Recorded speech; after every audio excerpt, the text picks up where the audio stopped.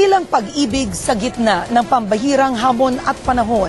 Yan sina Senator Ninoy at President Cory na kapwa na buhay at lumaban hanggang sa huli para sa bayan.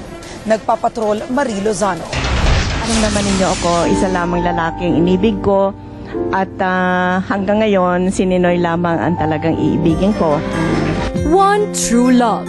Hindi nga natuldukan ng kamatayan ang pambihirang pag-ibig ni Cory at Ninoy. Kung si Ninoy gumawa ng tula kay Cory na ginawa pang awitin ang I have fallen in love with the same woman 3 times. I have fallen in love with the same woman 3 times.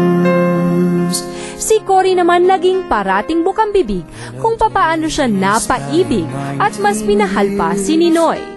Ibang-iba si Ninoy sa lahat ng mga binata na nakilala ko.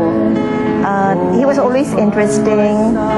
He knew what was going on. He could explain everything so well. And he knew what courtship was all about. Marunong talagang lumigaw. Mula sa tradisyonal na ligawan, napaka-espesyal din ng kanilang first kiss. Kailan ang unang kiss? Magkinasal kami. Di ba, Mom, you've only kissed one man in your entire life? Correct. Kahit bayan ang una sa puso ni Ninoy, ito pa ang nagpalakas sa pag-iibigan ng mag-asawa. Sa mahirap na yugto ng kanilang buhay pamilya noong nakulong si Ninoy, mas nakita raw ni Cory kung gaano kabuting lalaki ang kanyang pinakasalan. In prison, he really learned not only to pray but to entrust everything to the Lord. At nang patayin si Ninoy, nag-alab pa ang pagmamahal sa kanya ni Cory.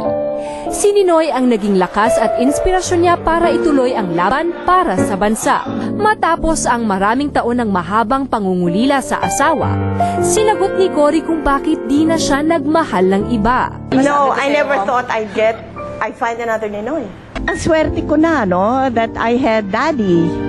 And siguro it doesn't happen twice in a lifetime. Isang dakilang pag-ibig ng dalawang dakilang tao na nagbigay inspirasyon at minahal ng sambayanan. Dad, please take care of Mom. It's your turn now. You were her one and only love. Marie Lozano, Patrol ng Pilipino.